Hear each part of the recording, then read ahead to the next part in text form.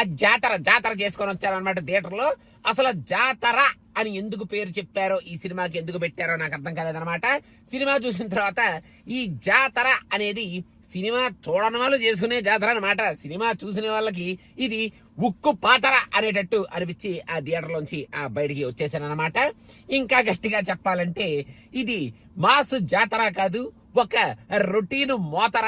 ఇంకా రవితేజ గారు లాగానే ప్రీవియస్ సినిమాలో ఆయన యాక్ట్ చేస్తే మనం యాక్సెప్ట్ చేశాం కదా అని ఆ సీన్స్ ని, అదే కైండ్ ఆఫ్ మ్యానరిజమ్స్ ని ఎలా పడితే అలాగా ఆయించాతే, అబ్బో ఈ మ్యానరిజం ని ఎలా కూడా ఇమిటేట్ చేయొచ్చా, అది కూడా రవితేజ గారే చేయొచ్చా అనేటట్టు ఆల్ మిక్స్ ఫ్రూట్ జ్యూస్ లాగా మిక్స్ చేసి వదిలిపెట్టిన ఒక పాతర అలాగా ఈ సినిమాని మన ముందుకు తీసుకొచ్చారన్నమాట బాబు. మేము రవితేజ గారిని ఇలాగే చూస్తాం, ఇలాగే చూడాలనుకుంటున్నాం. ఆయన మాకు ఎంత రొటీన్ గా అంటే అసలు ఎంత ఎంత ఎంత రొటీన్ గా చేస్తే అంత మాకు ఇష్టం.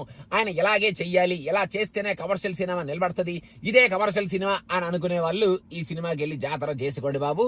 So okay, sorry to say, ఇంకా ఇది ఆ జాతర కాదు బాబు, ఆ గోతర అనమాట. థియేటర్ లోంచి బయటకి యాజ్ సూన్ యాజ్ గోతర అనమాట. ఇంకా ఏమి చెప్పలేము.